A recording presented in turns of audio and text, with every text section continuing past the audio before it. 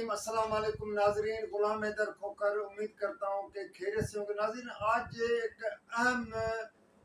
Supreme court Pakistan نے NAB ترامیم کو کالعدم قرار دیتے ہوئے عوامی عہدوں پہ رہنے والے ان اہم شخصیات کے حکمرانوں کے سابق حکمرانوں کے وہ نیب کرپشن کے کیسز بحال کرتے ہوئے نیب اختیارات کو ہدایت کی ہے کہ وہ 7 دن کے اندر ان کیسز کو جو ہے وہ متعلقہ نیب عدالتوں میں پیش کیا جائے اور ان کی جو ہے نا ایک قسم کی دوبارہ ہیرنگ اور سماعت کی جائے۔ چیف جسٹس عمر عطا بندیال جو کہ اس کا کل آخری دن ہے، 16 ستمبر کو وہ اپنے عہدے سے ریٹائر ہو رہے، تو آج جمعے کے روز چیف جسٹس کی سربراہی میں 3 رکنی بینچ میں سے 2-3 سے یہ فیصلہ جو کہ نیب ترامیم کے خلاف کالعدم قرار دیا ہے۔ بیسیکلی پی ٹی آئی کے سربراہ جو قیدی نمبر 804 اٹک قلعہ جیل میں قید ہے، عمران خان، اس کی پٹیشن پر یہ چیف جسٹس نے فیصلہ دیا ہے۔ عمران خان نے جب یہ گزشتہ سال آپ کو پتہ ہے کہ پی ٹی ایم کی حکومت وجود میں آئی تھی، تو اس وقت پی ٹی ایم کے حکومت نے فوری طور پہ جب وزیر اعظم شہباز شریف بنے تھے تو ان لوگوں نے پہلا کام جو کیا تھا کہ نیب قانون میں ترامیم کرتے ہوئے جتنے بھی ان لوگوں کے اوپر کیسز تھے، پی ٹی ایم کے جو بھی سربراہان تھے، رہنما تھے، وزراء تھے، تو ان کے کیسز کو ختم کرتے ہوئے،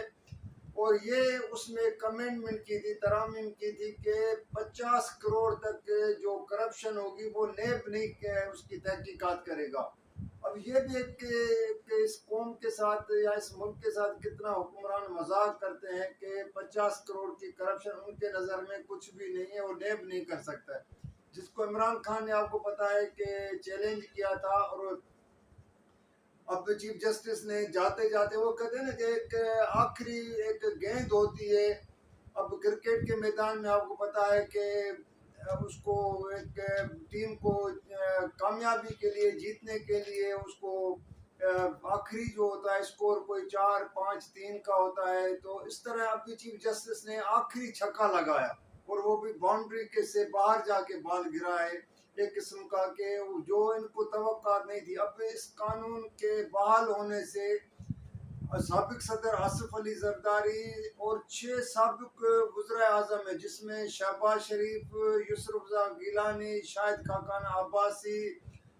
راجہ پرویز اشرف، شوکت اپنا عزیز نواز شریف۔ ابھی نواز شریف آپ کو پتہ ہے کہ پچھلے 2-3 دن سے یہ اعلان کر چکے ہیں کہ اگلے ماہ 21 اکتوبر کو نواز شریف وطن واپس ایک شاہانہ انداز میں آ رہے ہیں اور کہتے ہیں کہ بڑے پیمانے پہ جو ہے ان کا استقبال ہوگا۔ اب جیسے یہ نیب ترامیم کو کالعدم قرار دیا ہے تو سپریم کورٹ نے تو ایک دم نون کے اندر جو ہے ایک قسم کا جو ہے نا، جیسے وہ کہتے ہیں نا کہ مرغے کے اوپر سردیوں میں وہ برف پڑ جاتی ہے تو وہ ایک محدود ہو جاتا ہے، تو اس طرح یہ نون والے اب اس فیصلے کو تو نہیں مان رہے ہیں، کہتے ہیں کہ ہم نہیں مانیں گے، لیکن جو نواز شریف کے راستے میں اگر باقی رکاوٹیں اپنی جگہ پہ تھی قانونی، آپ کو پتہ ہے کہ کیونکہ وہ پہلے اشتہاری ہے عدلیہ سے، کیونکہ عدلیہ سے وہ 4 ہفتوں کا جو ایک مہلت لے کے گیا تھا، ضمانت دے کے 4 سال تک وہ باہر رہا ہے، تو وہ علیحدہ کیس ہے۔ اب پھر اس میں توشہ خانہ کا کیس بھی بحال ہو گئے۔ اب توشہ خانہ سے عمران خان کو تو گھڑی کے کیس میں سزا بھی سنائی گئی تھی، لیکن سابق صدر آصف زرداری، نواز شریف، شاہد خاقان عباسی، یسر رضا گیلانی، مطلب کس نے ہاتھ نہیں صاف کیے ہیں۔ اب ان کے بھی وہ توشہ خانہ کیسز کے بھی بحال ہو گئے۔ اب ظاہر ہے جب توشہ خانہ کیس چلے گا تو اگر عمران خان کو سزا توشہ خانہ میں آ سکتی ہے، تو ان لوگوں نے تو اس سے زیادہ جو ہے مہنگی ترین گاڑیاں جو ہے مختلف کوڑیوں کے دام پر وہ گاڑیاں لی، جہاں وہ گھڑیاں لی، باقی چیزیں لے کے گئے۔ اس طرح سابق وفاقی وزراء میں آپ کو پتہ ہے شاہد خاقان عباسی ہو, خواجہ سعد رفیق ہو, رانا ثناء اللہ ہو, سید خورشید شاہ ہو. اچھا, اس میں یہاں پہ میں آپ سے سب سے امپورٹنٹ بات کروں کہ سابق وزیر اعلیٰ سید مراد علی شاہ کے اوپر بھی کیس ہے نیب کا, اور 3 سال تک اس کے اوپر فرد جرم عائد نہیں ہو سکی. 3 سال تک نیب عدالت, اور بعد میں وہ بھی کیسز آپ کو پتا ہے جس میں وہ صاف پانی کا بھی ہے, اور ایک پاور پلان نوری آباد والا کیس ہے, اب وہ بھی بحال ہو گیا. اب میں اس طرح یہ سب لوگ ہیں, شرجیل میمن ہے, اور بھی بہت سے لوگوں کے نام جو انور مجید کا نام ہے. میں آپ سے ابھی یہاں پہ کس کس کے نام لوں, لیکن یہ ہے کہ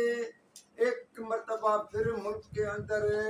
وہ چیز جو ایک کرپٹ لوگوں کے خلاف شکنجہ ہوتا ہے نا, ابھی یہ شکنجہ ان کے اوپر جو ہے نا وہ ایک قسم کا جو ہے نا ان کو آ کے گھیرے میں لے لیا ہے. اب جیسے میں نے کہا نا کہ وہ شکنجے میں آ گئے, تو اب لیکن اس میں ایک اور بڑی بات امپورٹنٹ یہ ہے کہ قیدی نمبر 804 عمران خان بھی یہ نہ سوچے کہ وہ اس کیس سے کوئی بری ہو سکتے ہیں, کیونکہ اب نیب کے پاس وہ اختیار بحال ہو گیا ہے کہ نیب جو کسی بھی شخص کو جب کرپشن کے کسی بھی الزام میں اگر اس کو گرفتار کر لیتا ہے, اپنے تحویل میں لے لیتے ہیں, تو 90 روز کو نیب کو یہ اختیار ہے کہ وہ اپنے پاس رکھے, کیونکہ عمران خان کے اوپر اب آلریڈی نیب میں کیس ہے. تو اگر کل کسی اور کیس میں جب بیل بھی ہو جاتی ہے اور نیب اس کو عمران خان کو گرفتار کرتے ہیں, تو 90 روز کے لیے عمران خان نیب کے مہمان بھی بن سکتے ہیں.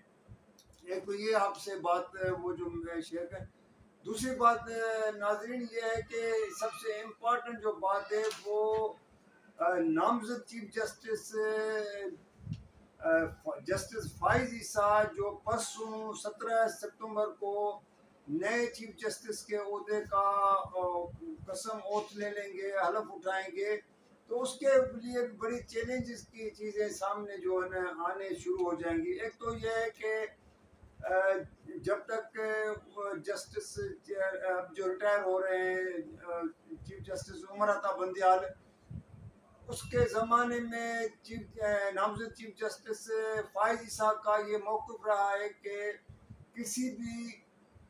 چیز پر از خود نوٹس لینے کے لیے چیف جسٹس کو اپنے سینئر جو کولیگس ججز ہیں, موسٹلی دو سینئر جج ہوتے ہیں چیف جسٹس کے بعد, تو ان سے مشاورت, یا ایون جو چیف جسٹس بینچ تشکیل دیتا ہے, مختلف بینچیں بناتا ہے, چاہے اسلام آباد ہو, کراچی ہو, لاہور ہو, کہیں پہ بھی, تو اس کے لیے 2 ججز سے مشاورت کرنا لازمی. اب یہ بھی دیکھنا ہے کہ نامزد چیف جسٹس فائز عیسیٰ جب چیف جسٹس پاکستان کا اوتھ لے لے گا, قسم اٹھا لے گا, تو اس کے بعد آیا وہ از خود نوٹس والے معاملے پہ جو اس کا پرانا موقف تھا, اور جو ججز کی بینچ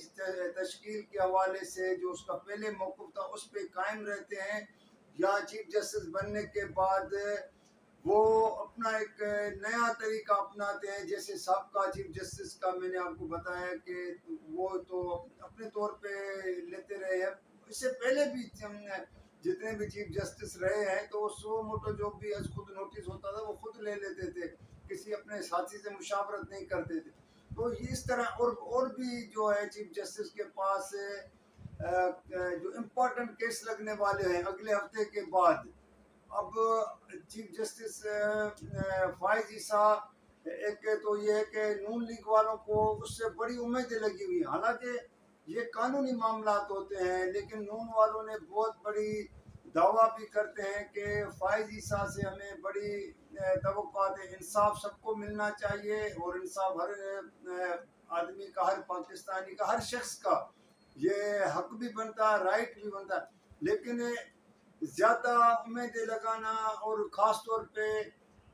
فائز عیسیٰ کو ایسے موقع پہ اس امتحان میں ڈالنا, یہ بھی اس کے لیے اب 14 ماہ کے لیے تو یہ آ رہے ہیں فائز عیسیٰ چیف جسٹس کے عہدے کے لیے. تو اس 14 ماہ میں اس کو کتنے چیلنجز آتے ہیں. اگلا الیکشن جو عام انتخابات کے حوالے سے جو سپریم کورٹ میں پٹیشنیں پڑی ہیں اس کا بھی اس کو فیصلہ کرنا ہے کہ الیکشن کب کرانے ہیں. 90 روز میں تو الیکشن ہو نہیں سکے ہیں. نہ پہلے وہ پنجاب وہ خیبر پختونخوا کے ہوئے نہ اب وہ ہو رہے ہیں. صدر نے تاریخ کا اعلان کر چکے ہیں. پھر وہ معاملہ سپریم کورٹ میں بھی آلریڈی ایک زیر سماعت ہے. تو یہ کافی چیزیں جو ہے نا ناظرین یہ ایسی کھچڑی ایک پک رہی ہے کہ ایک ملک پہلے ہی سیاسی اس میں معاشی اس میں چیلنجز میں پھنسا ہوا ہے. پھر ایک قانونی آئینی معاملات بھی ہیں. تو اب دیکھنا یہ ہے کہ فائز عیسیٰ چیف جسٹس بننے کے بعد اس کا کیا طریقہ کار ہوتا ہے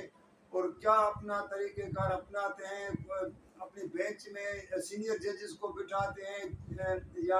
جونیئر ججز کو بٹھاتے ہیں, سب کو ساتھ لے کر چلتے ہیں نہیں لے کر چلتے. یہ سب چیزیں جو ہے نا آنے والے وقت میں واضح ہو جائیں گی. تو ناظرین اگر یہ ویڈیو آپ لوگوں کو پسند آئے تو آپ اس کو لائک بھی کیجیے گا, شیئر بھی کیجیے گا, سبسکرائب بھی کیجیے گا, کمنٹس میں ضرور جو ہے نا یاد کیجیے گا. تو اگلی ویڈیو کے لیے اجازت دیجیے گا. اللہ حافظ.